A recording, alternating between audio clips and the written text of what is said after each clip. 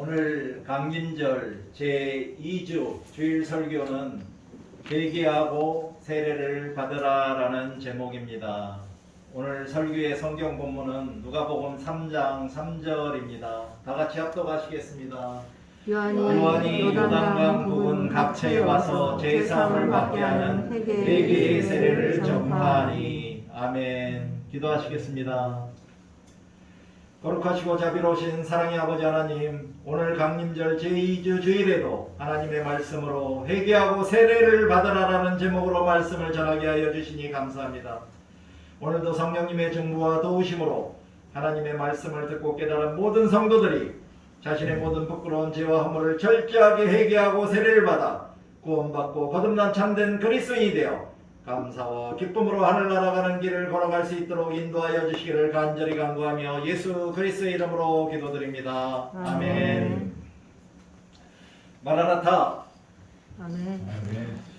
오늘은 강림절 제2주 주일입니다. 여러분 모두가 이번 강림절기를 거룩하고 아름답고 행복하게 보내시면서 살아계신 하나님의 독생자이신 구세주와 주님이신 예수 그리스도와 동행하시며 주님을 영의 눈으로 보시고 영의 귀로 그분의 달콤한 목소리를 들으시며 온몸으로 느끼는 황홀한 체험을 하시기를 간절히 축원합니다.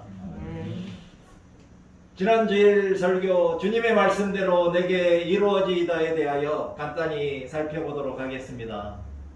강림절의 신학은 예수님이 이 땅에 인간의 몸으로 성육신하신 것과 종말의 때에 예수 그리스도가 분명히 재림하신다는 사실 그 자체를 믿고 강조하는 데 있습니다. 그럼 강림절에 2000년 전 예수 그리스도의 초림을 믿는 그리스도인들은 어떤 신앙 고백을 해야 할까요?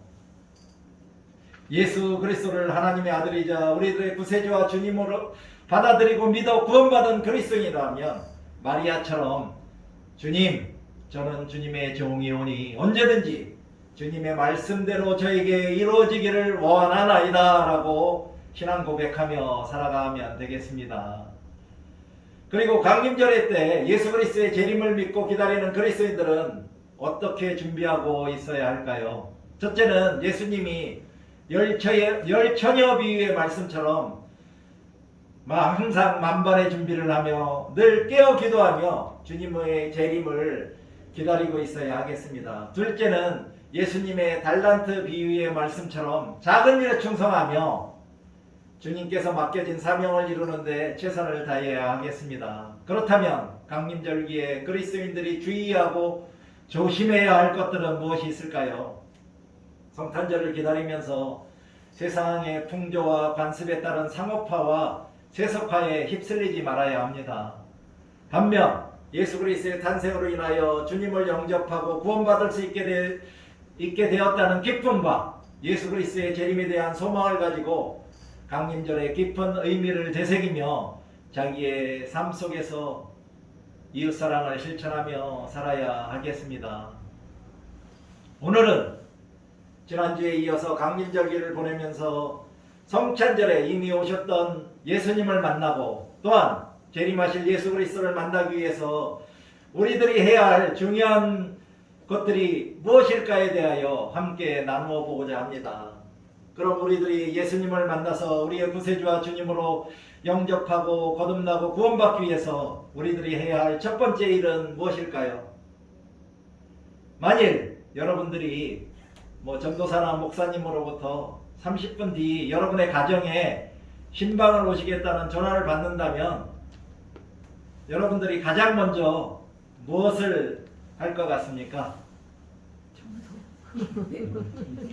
아마도 대부분 집안 정리정돈과 청소를 하실 것입니다. 물론 세수도 하고 옷도 갈아입고 화장도 하시겠지요. 이와 마찬가지로 20일 뒤 12월 25일에 예수님이 이 세상에 오셔서 여러분들을 만나시고 방문하시겠다고 하신다면 여러분들이 가장 먼저 무엇을 해야 할까요? 예수 그리스도가 20일 뒤에 구름 타고 이 세상을 심판하시려고 재림하신다고 하신다면 여러분들이 가장 먼저 무엇을 하시겠습니까? 예. 아마도 여러분들은 자기 자신의 내면이자 마음을 깨끗이 쓸고 닦으면서 청소해야 하지 않을까요? 여러분들의 속 안이 온갖 죄와 허물로 가득 차 있다면 가장 정결하신 예수님이 여러분 안에 들어오실까요? 아마도 들어오셨다가도 만일 깨끗하게 청소가 되어 있지 않다면 다시 나가지 않으실까요? 그렇다면 우리의 속 사람을 깨끗이 청소할 수 있는 방법이 무엇일까요? 당장 빗자루 들고 걸레로 닦으면 우리들의 안에 있는 더러운 죄와 허물들이 깨끗이 닦일까요? 저는 오늘 여러분의 내면, 속사람, 마음을 깨끗이 청소할 수 있는 방법으로 세례 요한의 목소리를 통해서 알아보고자 합니다. 오늘 설교의 성경 본문을 다시 한번 합독하시겠습니다. 요한이 요단강 부근 각처에 와서 제사함을 받게 하는 회개의 세례를 전파하니. 아멘. 세례 요한이 누굽니까? 오늘 우리가 방금 들었던 누가복음 3장 4절을 보니 세례 요한을 광야에서 외치는 자로 예수 그리스도의 길을 준비하도록 보내심을 받은 자라는 것을 알 수 있습니다. 그 세례 요한이 어디서 어떻게 외쳤나요? 마태복음 3장 1절 2절을 보니 세례 요한이 유대 광야에서 회개하라!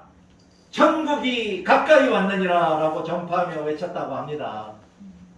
왜 세례 요한이 회개하라고 외쳤을까요?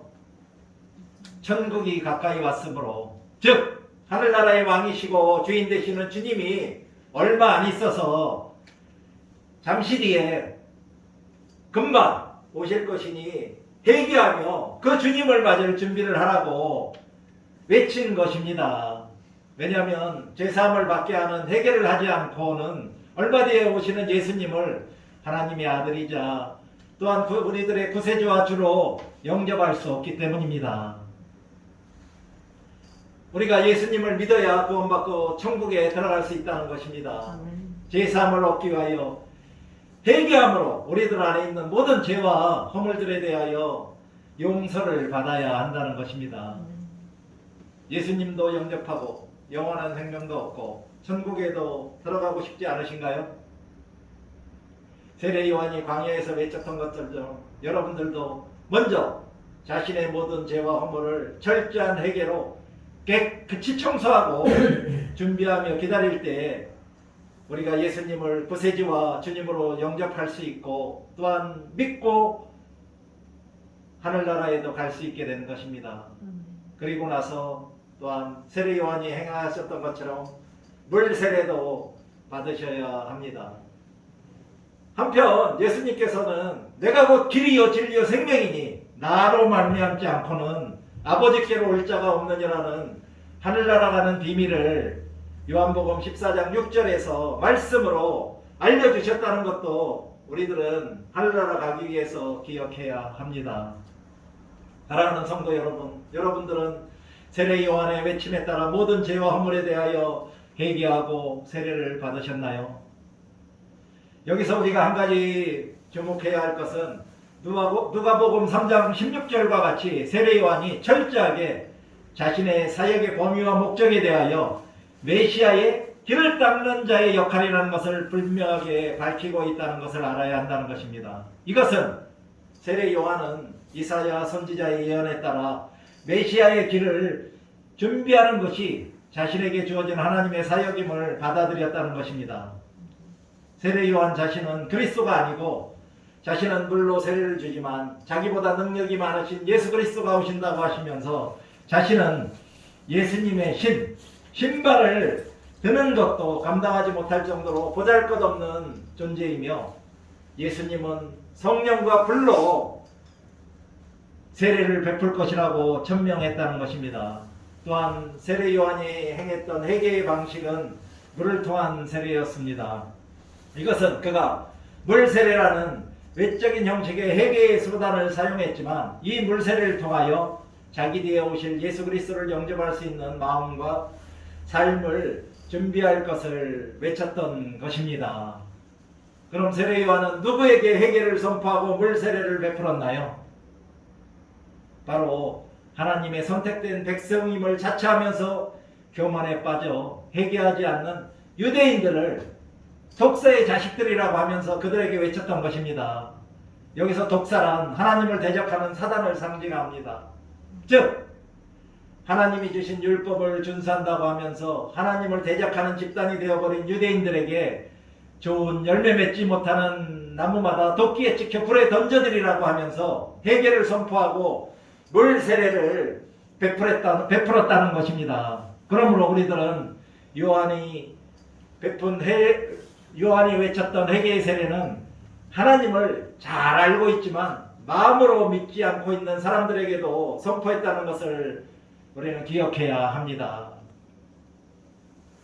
우리들은 세례 요한의 회개하라는 선포는 예수님을 믿는다고 입술로만 회개하고 교회에 다니고 있는 진짜 그리스도인이 아닌 사람들에게 하고 있다고 받아들여야 한다는 것입니다.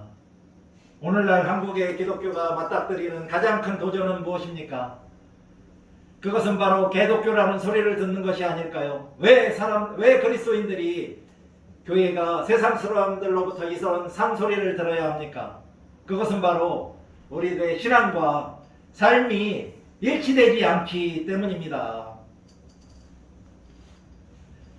따라서 우리들은 이제 형식적이고 위선적인 입술로만의 회개가 아니라 진정한 마음의 회개를 해야 합니다. 제가 지난 3월에 감리교 창시자인 존 웨슬리가 말했던 구원의 순서 6단계에 대하여 설교를 드렸었습니다. 구원의 순서란 어떤 단계를 밟아서 우리가 구원을 받아야만 진정한 구원을 얻은 자가 되어 구원의 확신을 가지고 신앙생활을 할 수 있는가에 대하여 알려주는 것입니다. 그 구원의 첫 번째 순서가 회개가 포함된 믿음입니다. 회개하지 않고 가지는 믿음은 안고 없는 찐빵이라는 것입니다. 회개가 포함된 믿음이란 하나님이 모든 사람들에게 보편적으로 주신 선행 은총인 각자의 양심에 자신이 살아온 과거의 인생을 비춰보면서 발견된 죄와 허물들에 대하여 부끄러움을 느끼고 그 부끄러운 죄와 허물에 대하여 철저하게 진심으로 회개할 때 하나님으로부터 의롭다 함의 구원, 즉 칭의의 두 번째 순서인 칭의와 동시에 구원의 세 번째 순서인 신생의 구원을 받은 자로 구원의 네 번째 순서인 성화의 삶을 살게 되고 구원의 다섯 번째 순서인 완전 성화를 이 세상에서 이루고 죽어서는 천국에서 구원의 여섯 번째 순서인 영화의 은총을 입게 되어 주님과 함께 영생을 얻은 자로 영원한 안식을 누리게 된다는 것입니다. 따라서 여러분들은 지금 성화의 길을 감사와 기쁨으로 걸어가고 계신 것입니다. 그러나 자신이 아직까지 성화의 삶을 살고 계시지 못한다고 생각되신다면 다시 구원의 첫 번째 순서인 회개가 포함된 믿음으로 되돌아가셔서 다시 믿음 생활을 시작하시기를 권면드립니다. 이와 같이 세례 요한이 선포한 회개의 세례는 우리 믿는 자들에게 대단히 중요합니다. 따라서 모든 그리스도인들은 먼저 자신의 죄에 대한 통회와 자복을 하고 진심으로 회개해야 합니다. 그리고 나서 자신의 자랑과 교만은 다 내려놓고 겸손한 마음으로 믿음 생활과 일상의 삶을 살아가는 것이 바로 예수 그리스도를 살아가신 하나님의 독생자이자 자신의 구세주와 주님으로 받아들이고 영접하며 살아가고 있는 사람들입니다. 이것은 다른 말로 말하면 모든 그리스도인들은 회개에 합당한 열매를 맺으며 살아가야 한다는 것입니다. 그럼 회개하고 세례를 받은 사람들은 어떻게 회개에 합당한 열매를 맺으며 살아야 한다고 세례 요한은 가르쳐주고 있나요? 우리들이 방금 읽었던 누가복음 3장을 보면 세례 요한에게 온 무리들이 3장 10절에서 우리가 무엇을 하리까? 라고 질문을 하였고 그것에 대하여 11절 14절에서 세례 요한은 회개한 사람들이 각자의 위치와 직업상에서 회개에 합당한 열매들을 맺어야 할 것을 다음과 같이 촉구한 것입니다. 첫째로 가난한 이웃을 돌보아야 합니다. 11절에서는 옷 두 벌 있는 자는 옷 없는 자에게 나눠줄 것이요 먹을 것이 있는 자도 그렇게 할 것이냐라고 요구합니다. 세례 요한은 자신의 모든 죄에 대하여 마음으로 회개하고 오실 예수님을 영접하고자 한다면 무엇보다 먼저 이웃들에게 사랑과 봉사를 할 것을 요청한 것입니다. 이웃들 중 불우한 고아들과 과부들 그리고 가난한 자들을 돌보는 것이 첫 번째로 맺어야 하는 회개의 합당한 열매라는 것입니다. 그런데 오늘날 폐쇄적인 사회 속에서는 누가 가난하고 누가 힘든지 알기도 쉽지 않습니다. 우리 도당교회는 2022년도에는 교회 부분에 진짜 생활이 어려우신 분들 계시다면 그분들을 찾아서 조금이나마 실질적인 도움을 드리고자 하고 있습니다. 혹시 이 지역에 살고 계신 분들 중에 도움이 꼭 필요하신 분들을 알고 계신다면 저에게 알려주시기 바랍니다.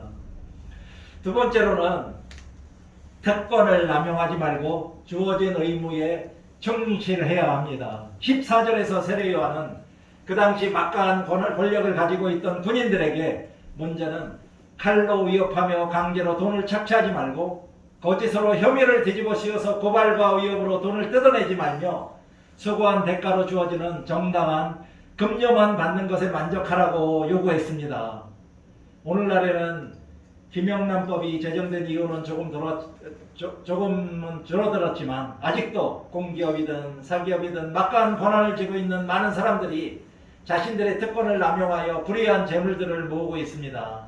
그러나 우리 믿는 그리스도인들은 절대로 자신의 특권을 남용하지 말고 또한 불의한 재물을 모으거나 접대를 받지 말고 자신의 주어진 의무에 정직하고 충실하게 임해야 하겠습니다. 세 번째는 부당한 이익을 취하지 말아야 합니다.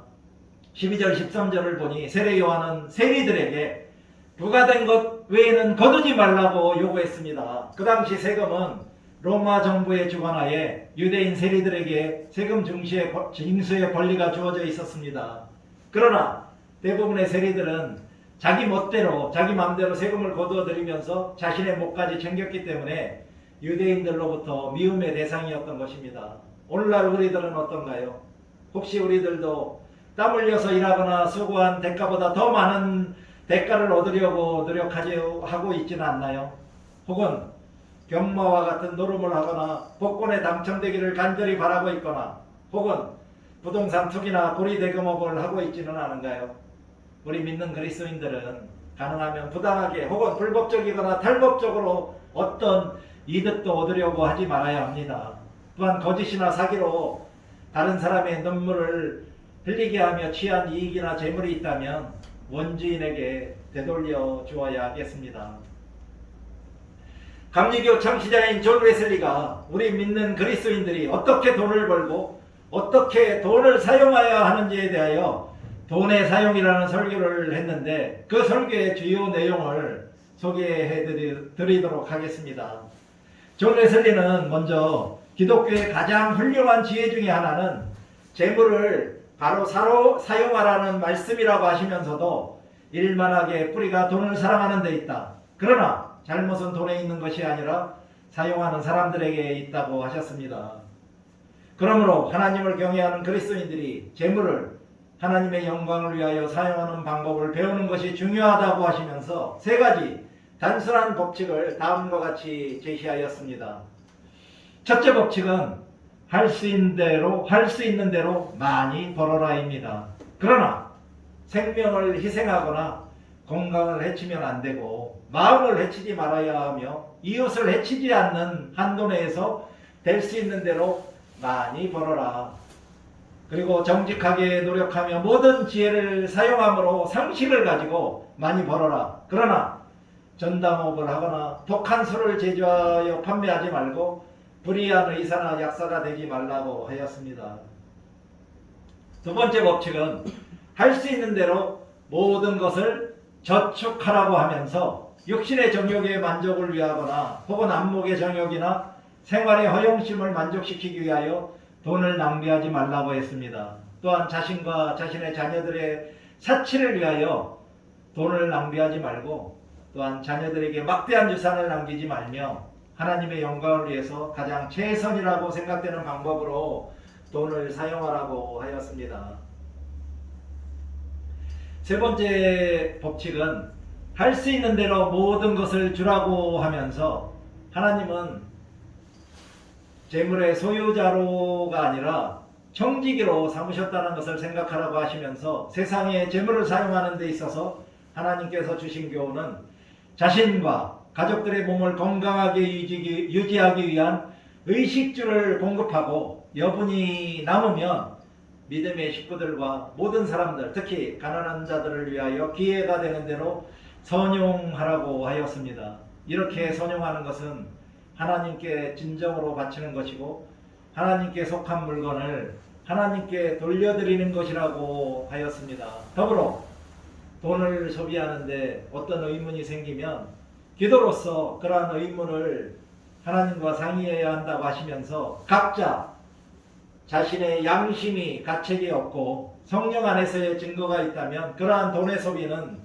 바르고 선한 것이며 그러한 지출은 부끄러워할 필요가 없다고 존 웨슬리 목사님은 말씀하셨습니다. 어떠신가요?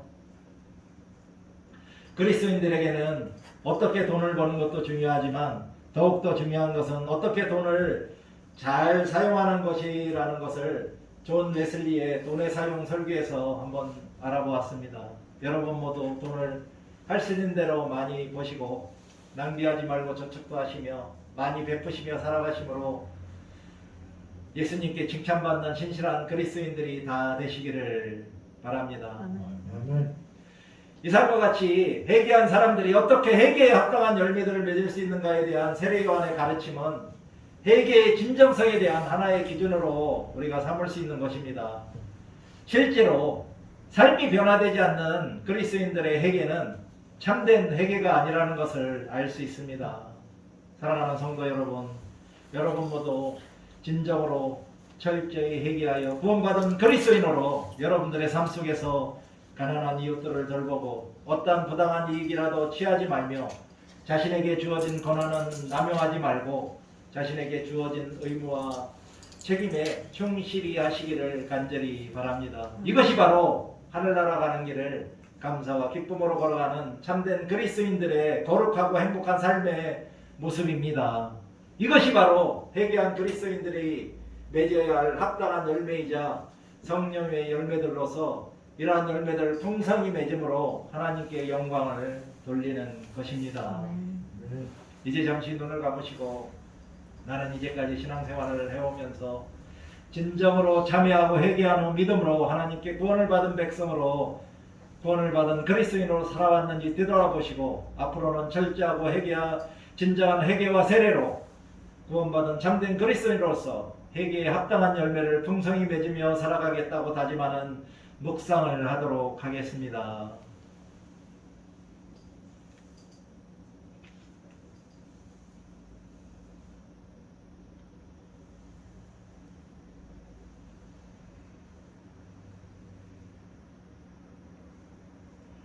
사랑과 은혜가 풍성하신 아버지 하나님, 오늘 강림절 제2주 주일에 하나님의 말씀으로 세례 요한이 선포한 회개와 세례에 대하여 깨우쳐 주셨음에 감사를 드립니다.